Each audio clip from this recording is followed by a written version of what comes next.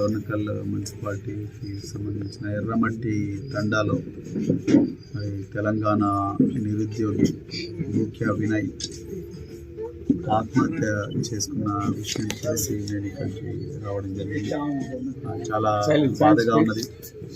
మరి ఏ నిరుద్యోగుల వల్ల అయితే, ఏ విద్యార్థుల వల్ల అయితే ఈరోజు తెలంగాణ అనే కళ సాకారమైందో, మరి ఆ నిరుద్యోగులు ప్రభుత్వం మారినప్పటికీ కూడా మరి విషాదంతో, నిరాశతో ఆత్మహత్య చేసుకునే పరిస్థితి వచ్చింది.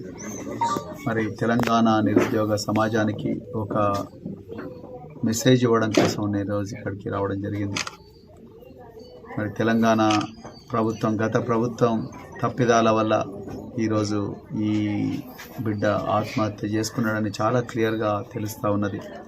ఆయన రాసిన సూసైడ్ నోట్లో కూడా చాలా స్పష్టంగా ఆయన రాయడం జరిగింది. నేను ఎంతో కష్టపడి చదువుకున్నాను, ఎంతో కష్టపడి మరి కోచింగ్లకు పోయి హనుమకొండలో కానీ, తర్వాత హైదరాబాద్లో కానీ కోచింగ్ తీసుకున్న పేపర్ల లీకేజీల వల్ల, వరుస వాయిదాల వల్ల, లీకేజీల వల్ల వాయిదాలు పడ్డాం. అదేవిధంగా మరి నిరుద్యోగ సమాజానికి మొత్తం కూడా TSPSC, Telangana state public service commission మరి మోసం చేయడం, దానివల్ల నా పరిస్థితి ఈ విధంగా అయింది. ఇంకా విధి లేక ఇంటికి వచ్చాను. ఇంట్లో మరి ఎంతో కష్టపడి వాళ్ళ అమ్మ కష్టపడి హైదరాబాద్ కోచింగ్లకు పంపించిన, మరి ఏ ఉద్యోగాలు రానందువల్ల, ఏ పరీక్షలు కూడా సరిగ్గా జరగనందువల్ల నేను ఇంటికి రావడం జరిగింది.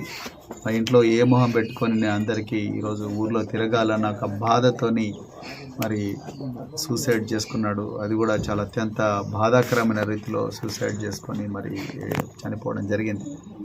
మరి ఈ అబ్బాయికి తండ్రి చిన్నప్పుడే పోయారు, ఇంటి నుంచి వెళ్ళిపోయారు. తండ్రి లేకుండా తల్లే కష్టపడి పెంచింది. కల్పన అనే ఒక మహిళ పేద గిరిజన కుటుంబంలో పుట్టి మరి ఈరోజు రేకుల షెడ్లో ఉంటూ కూడా ఇద్దరు పిల్లలను బాగా చదివించింది. పిల్లలు కనీసం పెద్దగా వాళ్ళను మరి వాళ్ళు ప్రయోజకులుగా మారి మన కుటుంబాన్ని ఆదుకుంటారని అనుకున్నది. కానీ అంతలోనే ఈరోజు ముఖ్య వినయ్ చనిపోవడం జరిగింది.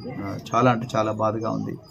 మరి ఇప్పుడున్న ముఖ్యమంత్రి రేవంత్ రెడ్డి గారు, ఆయన వచ్చి వారం రోజులైంది. అందుకొరకు నేను ప్రభుత్వాన్ని నిందించడం లేకపోతే ఇంకేదో చేయడం నేను చేయను. కానీ ఇవాళ తెలంగాణ నిరుద్యోగ సమాజం ఇప్పటికి కూడా నిరాశలోనే ఉన్నది.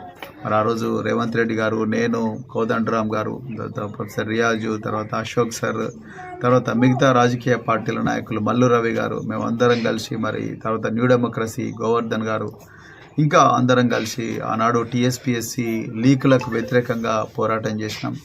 మరి ఈ ప్రభుత్వం టీఎస్పీఎస్సీ ప్రభుత్వం వచ్చిన వెంటనే టీఎస్పీఎస్సీని పూర్తిగా ప్రక్షాళన చేస్తూ ఉన్నారు. మరి టీఎస్పీఎస్సీ చైర్మన్ జనార్దన్ రెడ్డి గారు, సభ్యులందరూ కూడా రాజీనామా చేసిండ్రు. కానీ ఇంకా నిరుద్యోగ సమాజం ఒక ఊరట కోసం ఎదురు చూస్తూ ఉన్నది, ఒక ఓదార్పు కోసం ఎదురు చేస్తూ ఉన్నది అనేది ఈ విద్యార్థులను చూస్తే అర్థమవుతున్నది.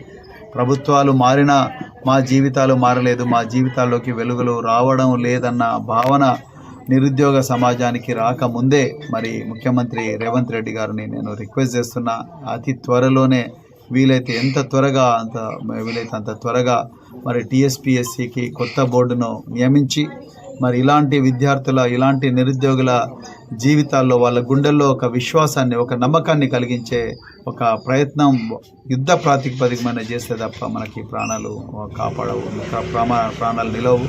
లేకపోతే ఇంకా నిరుద్యోగ సమాజం నిరాశకు గురయ్యే అవకాశం ఉన్నది.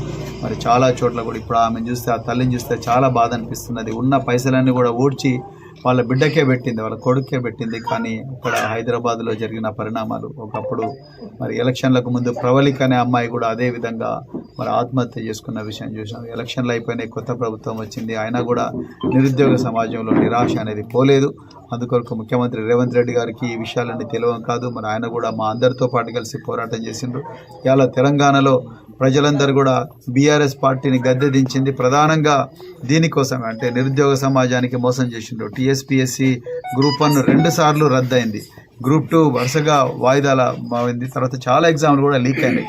మరి ఇవన్నీ కూడా దృష్టిలో పెట్టుకొని మరి ముఖ్యమంత్రి గారు యుద్ధ ప్రాతిపదికమైన ఈ నిరుద్యోగ సమాజాన్ని ఆదుకుంటారని ఆశిస్తున్నా. అదేవిధంగా ఈ కుటుంబం చాలా అంటే చాలా దయనీయమైన పరిస్థితుల్లో రెక్కాడితే డొక్కాడిన పరిస్థితి ఈ కుటుంబానిది. కనీసం ఒక 50 లక్షల ఎక్స్గ్రేషియా ఇచ్చి ఆ ఇంట్లో ఎవరైతే మరి వాళ్ళ తమ్ముడు ఉన్నాడో ఆయన కూడా మరి ఇంటర్మీడియట్ కంప్లీట్ చేసి గ్రాడ్యుయేషన్ చేస్తున్నాడు, ఆ ఇంట్లో ఒక ఉద్యోగం ఇవ్వాల్సిందిగా కూడా నేను తెలంగాణ ప్రభుత్వాన్ని డిమాండ్ చేస్తున్నా. అదేవిధంగా మరి ఆ రోజు మరి నిరుద్యోగ సమాజాన్ని ఆదుకోవడం కోసం రకరకాల కార్యక్రమాలు మరి ఇప్పుడున్న ముఖ్యమంత్రి గారు ఆ రోజు చెప్పడం జరిగింది. మరి బహుజన్ సమాజ్ పార్టీ వైపు నుంచి కూడా మేము గ్రామాన కోచింగ్ సెంటర్లు పెట్టాలి, ఇలాంటి పేద ప్రజలు మరి అప్పులు చేసి వాళ్ళ సంపాదించుకున్నదంతా కూడా కోచింగ్లకు పెట్టే పరిస్థితి రాకూడదు. ప్రభుత్వమే ఉచితంగా కోచింగ్ సెంటర్లు పెట్టి ఆ కోచింగ్ సెంటర్లో మెటీరియల్ కూడా ఆన్లైన్ రూపంలో ఉచితంగా అందరికీ అందజేసి విద్యార్థులందరినీ కూడా వాళ్ళ చేతుల నుంచి ఒక పైసా ఖర్చు కాకుండా చేస్తే బాగుంటుందనేది మరి ఆ రోజు బహుజన్ సమాజ్ పార్టీ తన భరోసాలో చెప్పడం జరిగింది. దురదృష్టవశాత్తు మరి కాంగ్రెస్ పార్టీ ఇలాంటి భరోసా ఇవ్వలేకపోయింది. ఇది చాలా విషాదకరమైన విషయం. మరి ఏ విధంగా అయితే మహిళలకు ఉచితంగా ప్రయాణం ఏర్పాటు చేస్తున్నారో, మహిళలకు మరి మహాలక్ష్మి స్కీమ్ కింద రకరకాల రాయితీలు ఇస్తున్నారో, ఆ విధంగా నిరుద్యోగ సమాజాన్ని కూడా వెంటనే మరి ఆదుకుంటే బాగుండేది. ఈ ప్రాణం బహుశా సేవ్ చేసే ఉండేవాళ్ళం మేము.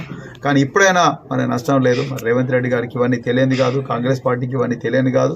అందుకొరకు మరి నిరుద్యోగ సమాజం కూడా ఓటేస్తేనే మరి ఈరోజు వాళ్ళ అధికారంలోకి వచ్చింది. అందుకొరకే అర్జెంటుగా నిరుద్యోగ సమాజాన్ని ఆదుకోవాలంటే తప్పకుండా ప్రభుత్వమే కోచింగ్ సెంటర్లు పెట్టాలి, ప్రభుత్వమే మరి ఉచితంగా మెటీరియల్ ఇవ్వాలి. ఈ బిడ్డలు ఎవ్వరు కూడా మళ్ళీ అప్పులు చేసో లేకపోతే మరి ఇంట్లో ఉన్నదంతా కూడా ఊడ్చుకొని మళ్ళీ దిల్సుఖ్ నగర్లో లేకపోతే అశోక్ నగర్లో, వరంగల్లో, హనుమకొండలో, ఖమ్మంలో కోచింగ్ సెంటర్లలో డబ్బులు పెట్టి మళ్ళీ కోచింగ్ తీసుకునే పరిస్థితి వచ్చి మళ్ళీ పరీక్షల్లో పాస్ కాకపోతే నిరాశ నిస్పృహలకు గురై మరి ప్రాణాలు తీసుకునే పరిస్థితి